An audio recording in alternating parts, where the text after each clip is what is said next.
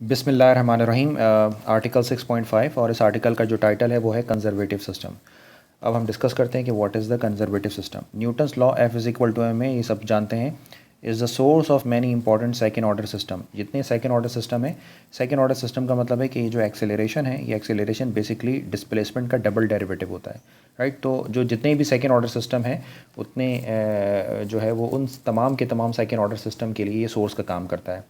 तो ये जो न्यूटन सेकंड लॉ है, जैसे कि आपने मास स्प्रिंग सिस्टम पढ़ा था, जो इन फ्यूचर में आगे चलकर आपको एक वीडियो के अंदर मैं एक्सप्लेन भी करूंगा। तो जो मास स्प्रिंग सिस्टम है, आपको याद होगा, वो भी वहाँ पर भी सेकंड ऑर्डर डिफरेंशियल इक्वेशन होती है।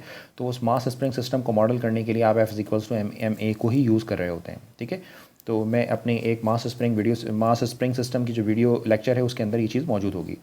तो Newton's law of is equals to M A is the source of many important second order system, right. Second order differential equation, second order linear और second order non linear differential equation, subject to non linear force, subject to non linear force. अब ये जो F of x है, ये F of x क्या हो सकते हैं कि ये जो आपको पता है कि जो आपके पास एक ऑसिलेशन होती है, जिसे यानी ये एक्सेलरेशन को शो करता है, और राइट हैंड साइड के ऊपर अगर जो है वो ज़ीरो के इक्वल है, तो इट मीन्स कि ऐसी ऑसिलेशन को हम कहते हैं फ्री ऑसिलेशन। और अगर राइट हैंड साइड के ऊपर कोई फैक्टर मौजूद है, for example exponential sine x cos x, तो इसका मतलब ये होता है कि ऐसी ऑसिलेशन क्या कहलाती है, फोर्स्ड ऑसिलेशन कहलाती है, ठीक है जी।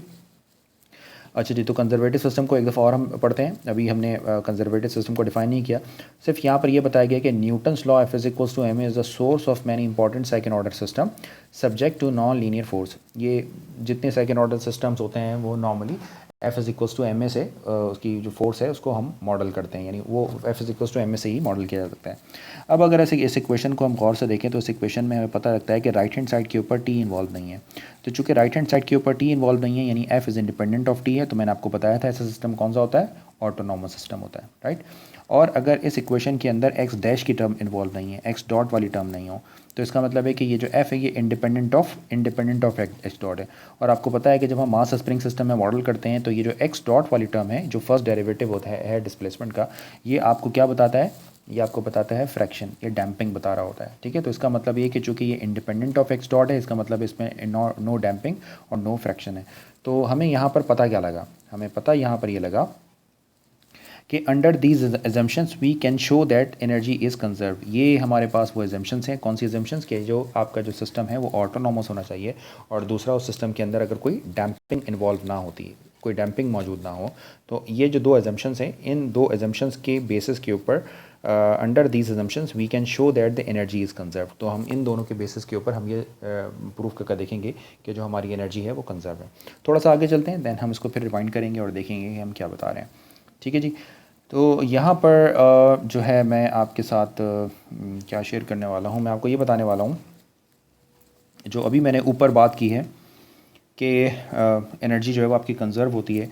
तो आपको याद होगा हमने एक पोटेंशियल का कॉन्सेप्ट पढ़ा था।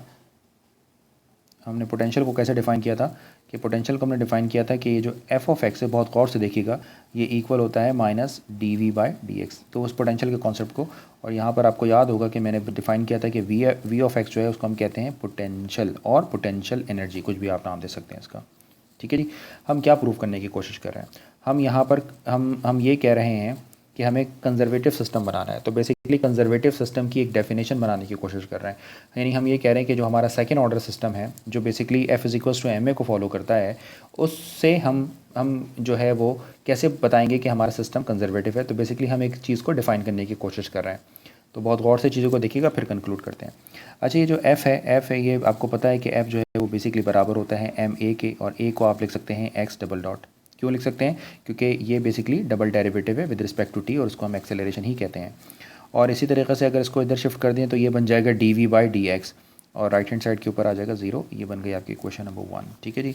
अच्छा जी, थोड़ा सा हम इसमें काम ये कर रहे हैं कि अगर हम इन दोनों साइड पे जो है वो हम इसको मल्टीप्लाई करते हैं बाय एक्स डॉट। क्यों करते हैं, अभी इसका जवाब मिल जाता है, on both sides of equation number 1। तो बताएं ये क्या हो जाएगा, ये हो जाएगा m x dot and x double dot, पहले से मौजूद है, और ये आ जाएगा x dot and d v over d x is equal to 0, right. अच्छा जी, ऐसा मैंने किया क्यों है, मैं यहाँ पर आपको रफ में एक्सप्लेन भी करता हुआ जाता हूँ। पहली बात ये है कि ये जो मैंने रिज़ल्ट निकाला है, इस रिज़ल्ट को मैं इस तरह भी लिख सकता हूँ। कैसे, पहली बात ये कि ये जो D v over d x है, अब तक हम ये जो डेरिवेटिव हम पढ़ रहे हैं, ये डॉट वाले जो डेरिवेटिव होते हैं ये D we by D t होते हैं एक्चुअली। तो यहाँ पर पहली बात ये कि जो D we by D x है इसको d we by D t बना लेते हैं। अब कैसे बनेगा? जो D we by D x है इसको क्या मैं या मुझे ज़रूरत किसकी है? D we by D t की ज़रूरत है। तो क्या मैं d we by D t जो है, अगर वी एक्स का फंक्शन है तो उस पर चेंज रूल लगा सकता हूँ। इसको मैं लिख सकता हूँ d we by D x multiply by d x by D t. ठीक है, चेन रूल लगा लें अगर आप इसमें। तो ये जो D we by D T है, ये D we by D T basically किसके इक्वल हो जाएगा? D we by D X, D we by D X dot, और D x by D T को आप लिख सकते हैं एक्स डॉट, राइट। तो अब आप जो है वो इसकी जगह ये देख रहे हैं, ये देख रहे हैं यहाँ पर, ये देख रहे हैं, ये देखिए d we by D x and x dot and d we by D x, इसको हम लिख सकते हैं d we by D t. तो इसको हम लिख सकते हैं d we by D t. और ये जो फैक्टर है आपके पास, ये जो फैक्टर है इसको भी आप जो है इस तरह करके लिख सकते हैं d by D t, d by D t 1/2 m x dot square plus v of x is equal to zero. नहीं बात समझ आएगी आपको। तो देखें, अगर मैं इसको डिफ्रेंशिएट करूँ विद रिस्पेक्ट टू टी, तो 1/2 तो कांस्टेंट है, बाहर चला जाएगा, m भी कांस्टेंट है, और x डॉट का जो डेरिवेटिव है वो क्या होगा? ये हो जाएगा 2x डॉट, और फिर आप क्या करने वाले हैं, इसका x डॉट को वापस से डिफ्रेंशिएट करेंगे तो वो बन जाएगा x डबल डॉट। तो ये 2 से ये आपका जो है वो 2 कैंसिल हो जाएगा, तो वापस आपके पास क्या रिजल्ट आ जाएगा? m x dot and x double dot.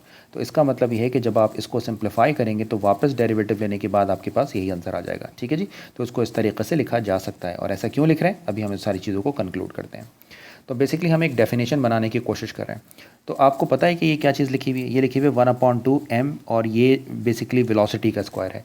तो हमने अपनी अर्ली क्लासेस के अंदर एक फार्मूला पढ़ा था, और वो फार्मूला होता है काइनेटिक एनर्जी का, कि काइनेटिक एनर्जी बराबर होती है 1/2 mv स्क्वायर। और यहाँ तो मैं पहले ही डिफाइन कर चुका हूँ कि वी ऑफ एक्स जो है वो बेसिकली है पोटेंशियल, या पोटेंशियल और समथिंग पोटेंशियल एनर्जी। तो यहाँ पर अगर आप इन शॉर्ट इसको लिखना चाहें तो ये क्या हो रहा है, ये एक्चुअली बन रहा है डी बाई डी टी, ये बन रहा है आपके पास काइनेटिक एनर्जी, और ये बन रहा है आपके पास something potential energy, and which is equal to zero. ठीक है जी, तो क्या ये पॉइंट आपको समझ आ रहा है? तो ये कुछ इस तरह की चीज़ बन रही है। और आपको पता है कि काइनेटिक एनर्जी और पोटेंशियल एनर्जी जो होते हैं इनका सम क्या होता है? टोटल एनर्जी ई से रिप्रेजेंट करते हैं। ठीक है जी, तो इसका मतलब ये हो गया कि जो ई है हमारे पास, ये इसको हम कहते हैं टोटल एनर्जी। ये बराबर होता है 1/2 एम एक्स डॉट स्क्वायर, यानी kinetic energy plus potential energy यानी समथिंग वी ऑफ एक्स। इसको हम कहते हैं टोटल एनर्जी, ये हम पहले से जानते हैं। ठीक है जी, तो ये ट्रिक कहलाती है टोटल एनर्जी। तो इसका मतलब ये हो गया कि अब आपकी जो अपनी ये वाली जो इक्वेशन आपके फॉर्म की है, फॉर एग्जांपल हम कहते हैं कि ये इक्वेशन नंबर 2 है, तो इस इक्वेशन नंबर 2 में इस सारे फैक्टर को हम ई से रिप्लेस कर सकते हैं। तो जब हम इस सारे फैक्टर को ई से रिप्लेस कर देंगे तो हमारे पास क्या रिज़ल्ट बनकर आएगा? हाँ जी, क्या रिज़ल्ट बनकर आएगा? ये रिज़ल्ट बन जाएगा d by D T of e is equals to zero. तो ये हमारा एक रिज़ल्ट बनकर आ गया। ठीक है, ये रिज़ल्ट बना। अच्छा, ये रिज़ल्ट आपको क्या बताता है? इतनी आपने इंटीग्रेशन तो पढ़ी है, तो ये रिज़ल्ट आपको ये बताता है कि जब आप इसका टाइम डेरिवेटिव लेते हैं तो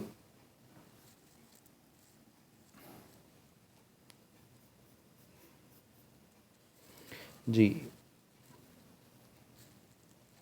तो ये रिज़ल्ट आपको ये बताता है कि जब आप इसका टाइम डेरिवेटिव लेते हैं, जब डी टी को यहाँ पर भेजते हैं और उसको इंटीग्रेट करते हैं, तो बेसिकली एक कांस्टेंट ऑफ इंटीग्रेशन आपके पास यहाँ पर आ जाएगा।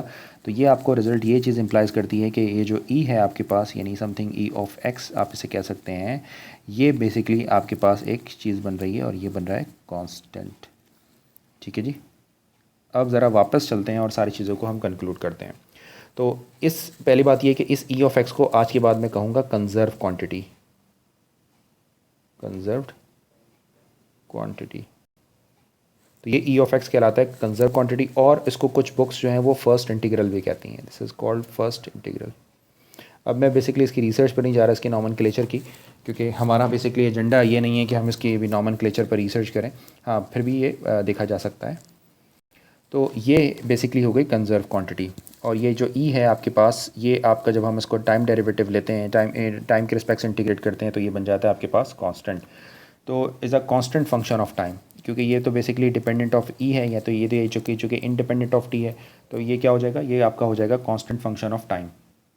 ठीक है, और इसी क्वांटिटी को हम कहते हैं कंजर्व क्वांटिटी। तो ज़रा पढ़ते हैं कि अब हमें क्या पता लगा। अब पहले तो हम ऊपर चलते हैं वापस, ऊपर हम चलते हैं, हमने कहा कि हमारे ज़्यादातर सेकेंड ऑर्डर सिस्टम जो हैं वो basically f is equals to M a से मॉडल किए जा सकते हैं। F is equals to M a से मॉडल करने का क्या मतलब है? F is equals to M a से जब हम मॉडल करते हैं, नोट करें कि अब हमने कुछ नया काम नहीं किया इसके अंदर, बस इसी के अंदर थोड़ी सी चेंजेस करके दिखाइए आपको। F is equals to M A को आप जो है वो kinetic energy plus potential energy के सम के अंदर चेंज कर सकते हैं। ठीक है जी, ये आपने इसको अंदर चेंज करके दिखाया, चेंज कर दिया। तो इसका मतलब है कि जहाँ पर f is equals to M a follow हो रहा होता है वहाँ पर आपके पास जो है वो D by D T of E जो है वो ज़ीरो हो रहा होता है। पॉइंट समझ रहे हैं? सेकेंड ऑर्डर सिस्टम यानी एक ऐसा सेकेंड ऑर्डर सिस्टम जिसको मॉडल करने के लिए आप f is equals to M a लगाते हैं, for example mass spring system, तो उसको दूसरे अल्फाज में हम ये भी कह सकते हैं कि वो एक ऐसा सिस्टम होता है जिसमें D E by D t जो है वो ज़ीरो के बराबर होता है, यानी ई जो होता है वो कांस्टेंट होता है। तो हर वो सिस्टम जिसको मॉडल करने के लिए f is equals to M a apply किया जाता है, उन तमाम के तमाम सिस्टम्स की जो ट्रेजेक्ट्रीज़ होती हैं, उन तमाम की तमाम ट्रेजेक्ट्रीज़ पर ई ऑफ एक्स जो होता है वो ज़ीरो के इक्वल होता है, यानी एक उसका जो एनर्जी का जो टाइम डेरिवेटिव होता है वो ज़ीरो के बराबर हो जाता है। तो यहाँ पर हमें ये बात पता लगी है, और इस ई ऑफ एक्स को हम कहते हैं कंजर्व क्वांटिटी और फर्स्ट इंटीग्रल। इधर आए ई ऑफ एक्स की डेफिनेशन पढ़ते हैं। Given a system x dot is equals to f a, suppose करें कि एक आपके पास डिफरेंशियल इक्वेशन आपके पास सिस्टम गिवन है, a conserve quantity, right, conserve quantity.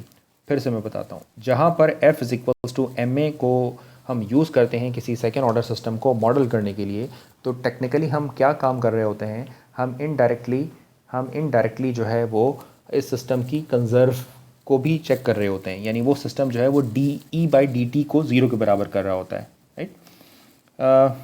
तो given that the system this is a conserved quantity is a real valued function e of x that is a constant on trajectories, that is de by dt is equal to 0। तो हर वो system जो f is equal to M a से model होते हैं, उन तमाम systems की बनने वाली ट्रेजेक्ट्रीज के ऊपर D E by D t जो है वो ज़ीरो के इक्वल हो जाता है। वी ऑल्सो रिक्वायर्ड दैट, उन तमाम, ये बहुत इंपॉर्टेंट बात बता रहा हूँ, ऑन दी ट्रेजेक्ट्री, यह बात आपने ध्यान में रखनी है, ये सिर्फ ट्रेजेक्ट्री के ऊपर बात हो रही है कि उन तमाम की जो ट्रेजेक्ट्रीज़ हैं उन, यानी कौन सा सिस्टम, ऐसा सिस्टम, फॉर एग्जांपल एक सिंपल पेंडुलम का सिस्टम है जो f is equals to M a से मॉडल होता है, जब आप उसकी ट्रेजेक्ट्री बनाएंगे तो उसकी ट्रेजेक्ट्री के ऊपर D E by D t जो है वो ज़ीरो, यानी उसकी ट्रेजेक्ट्री के ऊपर जब आप उसकी kinetic energy plus potential energy निकालेंगे तो kinetic energy plus potential energy का सम जो है वो हमेशा कॉन्स्टेंट निकला करेगा, राइट। तो याद रखना है कि f is equals to M a से मॉडल होने वाला जो सिस्टम होता है उस सिस्टम की ट्रेजेक्ट्री के ऊपर D E by D T zero के ऊपर होता है। तो अब यहाँ पर क्वेश्चन ये रेज होता है कि अगर ट्रेजेक्ट्री के ऊपर सिस्टम ज़ीरो होता है तो ओपन सेट पर क्या होता होगा। हाँ, तो साथ साथ ये भी आप प्रूव करें कि e of x be non constant on every open set, यानी जो ट्रेजेक्ट्री है उस पर तो वो जो है इस पर ये चीज़ सेटिस्फाई होगी, वो कंजर्व हो जाएगा, जबकि ट्रेजेक्ट्री नहीं है तो वहाँ पर आंसर आपका नॉन कॉन्स्टेंट होना चाहिए। Otherwise, a constant function like ex is equals to 0 would qualify as a conserved quantity for every system। अगर ऐसा नहीं करेंगे तो इसका मतलब ये कि तमाम के तमाम सिस्टम, यानी आपके सारे सिस्टम जो है f equals to M a से मॉडल होते हैं वो तमाम के तमाम जो है वो कंजर्व हो जाएंगे। ठीक है जी, तो ऐसा नहीं है, सिर्फ ट्रेजेक्ट्री के ऊपर हमें पता होना चाहिए जी, would qualify as a conserve quantity for every system and so every system would be a conservative. तो अगर ऐसा नहीं करते हैं तो हर सिस्टम जो है वो कंजर्वेटिव हो जाएगा। तो ध्यान में रखनी ये बात, मैं इसको ज़रा रिपीट कर रहा हूँ कि कंजर्वेटिव सिस्टम के अंदर एक कंजर्व क्वांटिटी एग्जिस्ट करती है, वो कंजर्व क्वांटिटी होती है kinetic energy plus potential energy का सम। और ऐसे सिस्टम जो f is equals to M a से मॉडल किए जाते हैं, वो सिस्टम जो होते हैं वो D E by D T, यानी उन सिस्टम से बनने वाली सोल्यूशन ट्रेजेक्ट्री जो होती है उनके ऊपर जो टोटल एनर्जी होती है वो हमेशा कांस्टेंट होती है। ठीक है, इसका मतलब है कि उन ट्रेजेक्ट्रीज़ के बाहर जो ओपन सेट है वहाँ पर वो ट्रेजेक्ट्री नॉन कांस्टेंट रहती है। तो बस आखिरी बात आपको ये बतानी है फ़िलहाल इस डेफिनेशन से कि a conservative system is one that has a conserve quantity. तो इसका मतलब ये होता है कि कंजर्वेटिव सिस्टम एक ऐसा सिस्टम होता है जिस सिस्टम के अंदर कोई कंजर्व क्वांटिटी एग्जिस्ट करती है। फिर से बता दूं, कंजर्व क्वांटिटी का मतलब ई जो होता है वो kinetic energy plus potential energy का सम होता है, और वो kinetic energy plus potential energy का सम अगर उस ट्रेजेक्ट्री के ऊपर कांस्टेंट बिहेव करता है और उस ट्रेजेक्ट्री के आउटसाइड यानी ओपन इंटरवल के अंदर नॉन कांस्टेंट बिहेव करता है, तो इसका मतलब है कि वो सिस्टम जो है वो कंजर्वेटिव है, राइट।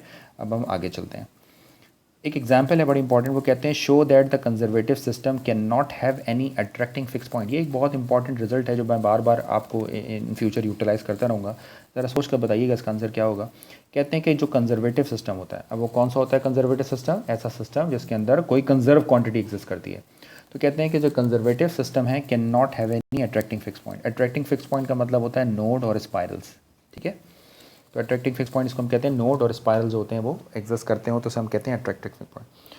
तो मान लें कि मैं आपकी पुरानी वाली एग्जांपल पर चलता हूँ जहाँ पर मैंने आपको फेस जो है वो आपको बताया था, रैबिट वर्सेस शीप का एक सिस्टम बताया था। एक मैं आपको यहाँ पर हल्का सा इसको ड्रॉ भी कर देता हूँ। आपको याद था कि ये रैबिट वाला सिस्टम था विच इज़ 3,0। मेरे प्रीवियस लेक्चर के अंदर चाहें तो देख लीजिएगा, दिस इज़ 0,2। और यहाँ पर आपके पास ये एक स्टेबल मैनीफोल्ड था और ये आपके पास एक अनस्टेबल यानी स्टेबल, और ये जो था आपका बेसन ऑफ अट्रैक्शन था आपके पास, ठीक है जी। ये बातें आपको पता होंगी, यानी ये सारा का सारा आपका कौन से पॉइंट के लिए, इस वाले पॉइंट के लिए बेसन ऑफ अट्रैक्शन था। और ये पॉइंट था कौन सा, आपको याद होगा हमने इसकी आइगन वैल्यू से जज किया था कि ये पॉइंट नोड था। तो सपोज़ करें कि मैं इसी को एक्स स्टेरिक कह रहा हूँ, फिर से पढ़ते हैं। तो मैं इसी के थ्रू उसको प्रूव करने की कोशिश कर रहा हूँ। वो कहते हैं कि जो कंजर्वेटिव सिस्टम होता है उसके अंदर कोई अट्रैक्टिंग फिक्स पॉइंट नहीं होता। यानी अगर आपसे मैं कहता हूँ कि एक सिस्टम आपका कंजर्वेटिव है तो अब आपने इस बात को जहन में रखना है कि उस सिस्टम के अंदर कोई नोड नहीं हो सकता और उस सिस्टम के अंदर कोई स्पायरल नहीं हो सकता। मतलब उस सिस्टम के अंदर सैडल्स हो सकते हैं, उस सिस्टम के अंदर सेंटर्स हो सकते हैं, ठीक है। अब ये बात हम प्रूव करते हैं। सपोज़ करें कि एक्स स्टेरिक जो है वो अट्रैक्टिंग फिक्स पॉइंट है, मान लें कि ये अट्रैक्टिंग फिक्स पॉइंट है, ठीक है। फॉर एग्जांपल नोड या स्पायरल। तो ई ऑफ एक्स क्या होगा, ई ऑफ एक्स का क्या मतलब है कि all point in its basin of attraction would have to be the same energy.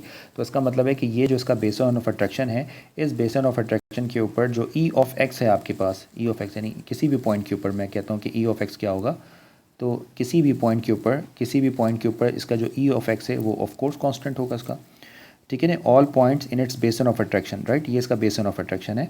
बेसन of attraction would have to be the same energy, सब जगह सेम एनर्जी होगी क्योंकि ये तो ऐसे मूव कर रहा है। Because energy is constant on trajectories and all trajectories in the बेसन, क्योंकि तमाम की तमाम जो ट्रेजेक्ट्री यानी ट्रेजेक्ट्रीज जो हैं वो कहाँ पर मूव कर रही हैं, बेसन की तरफ मूव कर रही हैं तमाम ट्रेजेक्ट्रीज, ठीक है।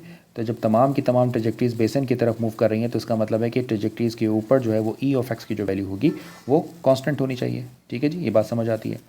लेकिन यहीं से एक बात हमें कंट्रोडिक्ट भी होती है। तो इसका मतलब ये हो गया कि ई ऑफ एक्स जो है must be a constant function for x in the बेसन। तो इसका मतलब ये है कि यानी फिर से मैं बताता हूँ आपको कि ये फॉर एग्जांपल इस वाले पॉइंट का बेसन ऑफ अट्रैक्शन है और बेसन ऑफ अट्रैक्शन का मतलब ये कि यहाँ जितनी भी सारी ट्रेजेक्ट्रीज बन रही होंगी वो सब 3,0 को अप्रोच कर रही होंगी और इसका मतलब ये है कि 3, इन सब की एनर्जी सेम होगी। तो इसका मतलब ये है कि ई ऑफ एक्स हम किसी भी ट्रेजेक्ट्री के ऊपर अगर निकालते हैं तो वो कांस्टेंट निकलता है, ठीक है जी। तो इसका मतलब हो गया कि must be e of x must be constant function of x होगा इन द बेसन, ठीक। लेकिन ये बात कंट्रोडिक्ट भी करती है। कंट्रोडिक्शन इसमें क्या है, कंट्रोडिक्शन इसमें ये है कि एज पर our definition the conservative system in which we required e of x be a non constant on all open set, जबकि ई ऑफ एक्स को सिर्फ और सिर्फ ट्रेजेक्ट्रीज के ऊपर जो है वो, इस पूरे बेसन के ऊपर नहीं, बिल्कुल नहीं, इस बेसन में बहुत सारी ट्रेजेक्ट्रीज होंगे और बहुत सारे ओपन सेट होंगे। तो हमें हो ये रहा है कि इस कंप्लीट बेसन के ऊपर कोई भी पॉइंट हम लेते हैं उस पॉइंट के ऊपर हम कहते हैं कि हमारा जो एनर्जी है वो कांस्टेंट है, ठीक है। तो इसका मतलब ये हो गया इसके अंदर कि ट्रेजेक्ट्री के ऊपर और ट्रेजेक्ट्री के ओपन दोनों के ऊपर ये आंसर कांस्टेंट निकलना है।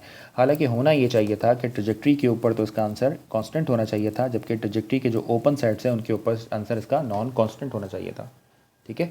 तो इससे हमें ये पता लगता है, क्या पता लगता है कि हमारी जो कंजर्वेटिव सिस्टम की डेफिनेशन है,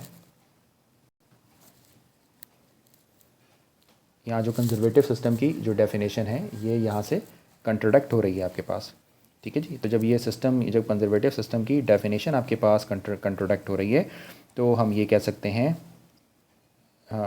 नॉन कांस्टेंट होगा, ठीक है जी। नॉन कांस्टेंट होना चाहिए, जो ऐसा नहीं हो रहा। तो हमारी बात प्रूव हो गई कि all conservative system can not have any attracting fix point, यानी नोड और स्पायरल नहीं हो सकते। So one generally find saddle and centres. तो नॉर्मली कंजर्वेटिव सिस्टम के अंदर सैडल्स और सेंटर्स होते हैं, ठीक है जी। तो यहाँ तक उम्मीद है कि आपको ये मेरी बात पॉइंट समझ आ गया होगा।